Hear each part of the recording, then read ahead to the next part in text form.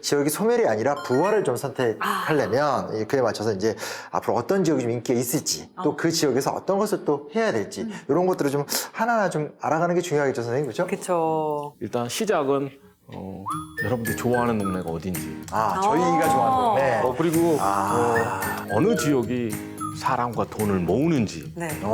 근데 사람과 돈이 모이는 지역의 비밀은 뭘까? 이런 질문을 안 합니다. 그래서 우리가 거기로 시작해서 우리 영신님이랑 네. 용환님이 좋아하는 동네가 어딘지 궁금해요. 우리의 관심사부터 찾아보자. 저만 그런 건지 모르겠는데 제가 약간 게으른 건지 모르겠는데 아무튼 좀 덜 움직일 수 있는 집 앞에 좀 카페가 있어가지고 바로 가서 테이크아웃해서 브런치도 집 근처에서 먹고 편의점도 좀 가까운 데 있었으면 좋겠고 그러면은 딱히 이사할 생각이 안 들더라고요. 슬세권? 슬세권! 슬세권 최고! 전형적인 슬세권. 저는 아무래도 이제 역사를 연구하고 공부하는 입장이니까 향교나 좀 그런 거 있잖아요. 이렇게 포르 같은 거 봐도 이런 데 뭐 좀 들어서면 재밌지 않을까? 이런 생각 사실 많이 하죠. 저는 그런 거 관심 있습니다. 그러네요. 저도 생각해 보면 이런 요소가 다 있어야 돼요, 그죠? 저희도 좀 괜찮은 얘기 한 거예요, 지금? 일단 뭐 이제 근데 곰곰이 생각해 보면 일단 뭐 이제 볼거리가 많아야 되잖아요. 그러니까 먹거리, 볼거리 그리고 놀거리가 이제 일단 풍부해야지 사람들을 끌을 수 있는 거죠. 그렇죠. 근데 이제 볼거리 얘기하면 당연히 저는 문화자원이라고 하는데 역사하고 하는데 근데 문화자원이라고 할 때 사람들은 이제 뭐 전통문화자원 이렇게만 생각을 해요. 문화자원이라면. 맞아요. 그럼 또 뭐가 있어요? 그런데 뭐 문화자원이라는 걸 좀 넓게 생각하면 나는 그걸 보거든요. 어느 동네 가면 예쁜 하천이 있는지.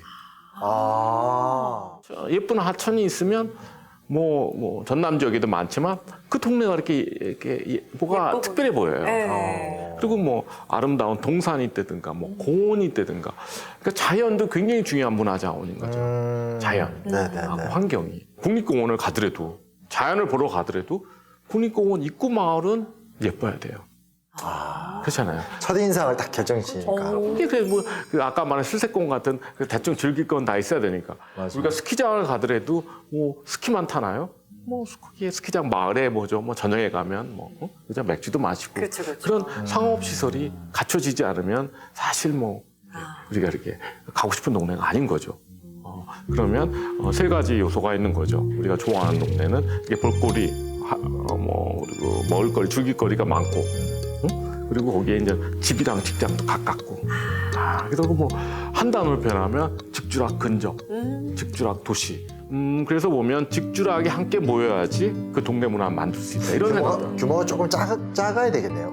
뭐 그런 측면도 있고 왜냐하면 뭐 인구에 따라서 그죠? 인구가 뭐 굉장히 많은 도시 모르지만 작은 동네는 문화를 만들려면 이렇게 모아야 될 필요가 있는 거죠. 근데 저는 좀 인상적인 게 선생님 말씀 듣다 보니까 그 프랑스 파리가 요즘에 그 자전거 도시 뭐 이런 거 표방하잖아요. 가보면 최근에 자전거 되게 많이 타고 다니고 한 15분 내? 그 정도 범위 내에서 이렇게 다 생활이 가능하더라고요. 이런 것도 선생님 보시는 것과 좀 관련 있는 거 아닌가요? 자, 좋은 사례를 지금 소개해 주셨는데 그럼 우리가 한 군데 모여 있어야 된다. 그러니까 가능하면 우리가 가까운데 우리가 필요한 게 다 있어야 된다. 네. 이렇게 15분 도시라는 이유는 거긴 주로 이제 자전거 도로망 구축 사업인 거예요.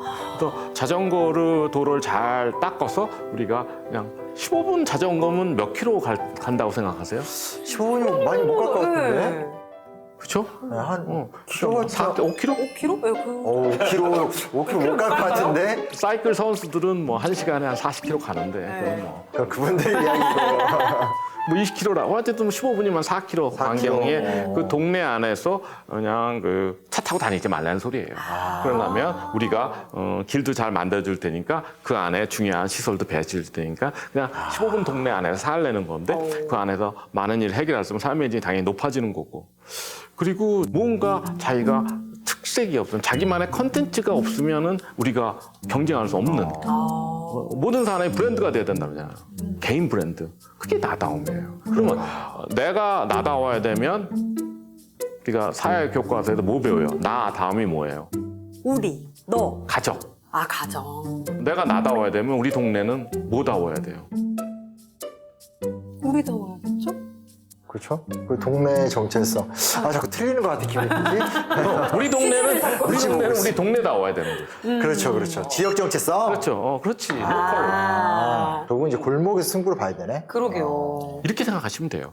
어떤 사람이 미국의 큰 사업가가 돈을 많이 벌었다고 아리조나 사막에다가 뉴욕을 재현한다고 그랬어요. 그럼 두 분이 이게 가능하다고 보세요? 아니요.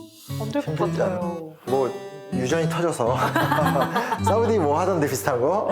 근데 그분은 40조를 투입하겠대요. 40조요? 40조면 가능할까요?